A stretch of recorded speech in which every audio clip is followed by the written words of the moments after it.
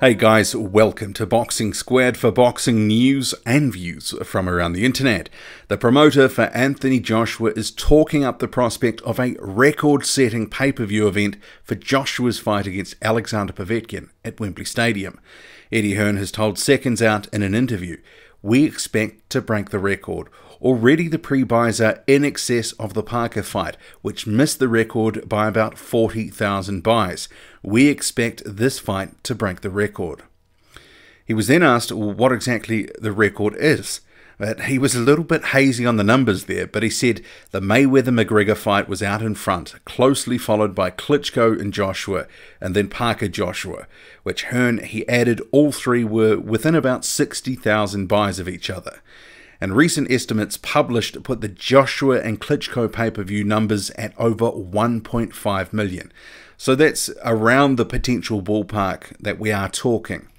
Now, I must say, Hearn's statements that this fight between Povetkin and Joshua is closing in on the UK pay-per-view record, it has actually taken me by surprise, especially when you consider that this fight hasn't had nearly as much hype as recent ones. The buzz hasn't been nearly as big. They've struggled to shift thousands of coach packages for Wembley, and 80,000 are expected at the venue. It won't be a sellout. Hearn's explanation around the tickets for Wembley is that people are potentially waiting on Wilder in April, people are coming off the summer break, and there might be a perception in the casual market that Joshua is just going to walk through Povetkin, beat him easily, so that they are just holding off until the next one, or they are going to watch it on TV. And perhaps there is something in all that, which from what Hearn is saying is translating into higher pay-per-view pre-buys, and he believes it's going to break the overall record. And I could see a case potentially that someone who would have otherwise gone to the stadium has decided, well, they're going to save on the cost of a night out and opt for a night in. You know, it's cheaper overall, and then you can cast your eye to the next event thinking, well, potentially it's going to be Deontay Wilder. That's the fight you want to see. I think a lot of us had figured that Wembley not selling out was in part to those sorts of reasons. There wasn't as much interest for this fight, or at least attending the fight. And I guess some of what's been lost through the thousands of unsold stadium packages, it could actually well be made up in the pay-per-view revenue, or at least in part. I mean, it's hard to really know how it will all shake down in terms of the financials, because Hearn, he isn't going to open the books, except to tell us it was a big success. And even if it doesn't quite live up to the expectations that he's now set in terms of breaking the record, we're still going to hear how it's a success, because that's how it works.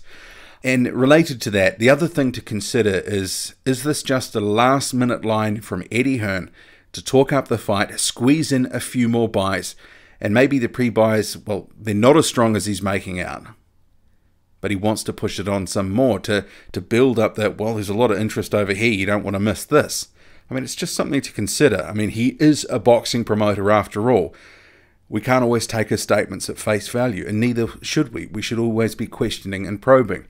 But definitely, it's an interesting piece of news, and I was, surprised by it. Are you, like me, a bit surprised by, allegedly, from what Hearn is saying, how well the pay-per-view is doing? Or is this fast car selling us a line for promotional purposes? Could be a bit of both. I mean, it probably is. These things are never just one thing, often it can be multiple things. And there's another thing that Eddie Hearn's been saying recently. He said several times in interviews, like in this same interview with Seconds Out, he's referenced, Deontay Wilder in a fight in April. And that was interesting to me just because other recent comments he'd made about Dillian Whyte being the favourite for April. So the Wilder stuff, knowing that that is the expectation of fans, is this just a line that he's sort of selling us at the moment? And he'll hold that line for as long as possible because he knows that is what fans want. And obviously, if Joshua beats Povetkin, fans will expect Anthony Joshua to fight Wilder next. And it won't be that simple, I don't think, because Eddie Hearn has already said previously in other interviews he wants to get the next opponent for April the 13th, squared away as soon as possible. He sort of referenced, about a month after the Joshua fight, at the latest, and some of that is more that he needs to get exceptions in to the sanctioning bodies, and otherwise mandatories will become an issue, and they still may become an issue. We've already had the WBO coming out sort of making some noises that they will want to call their mandatory sooner rather than later. But Deontay Wilder's name has been coming out of Eddie Hearn's mouth, and we know that they're not actually negotiating at the moment, and we know that there is a difference in terms of the negotiating positions.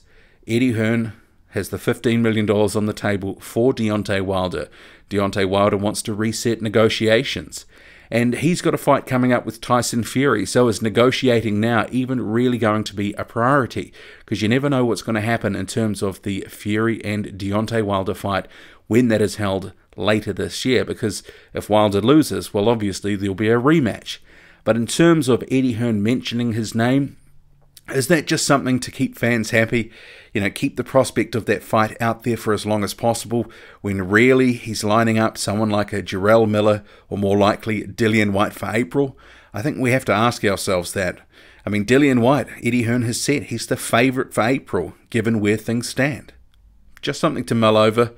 What do you make of that? And also, what do you make of the pay-per-view situation? I must say, I was pretty surprised when he said they're on track to break the record.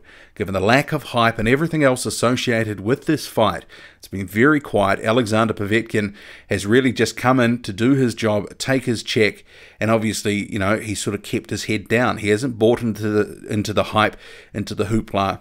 And I guess he's not really getting paid any overtime to do that, really. He's just doing his minimum commitments, and that's about it. We haven't seen the trash talk. We haven't seen anything over the top. Workman-like sort of, you know, effort in the media in terms of little bits and pieces here and there, but he's not inflaming anything. And perhaps that's why Anthony Joshua has been saying other things in the media. He's trying to generate a few other headlines.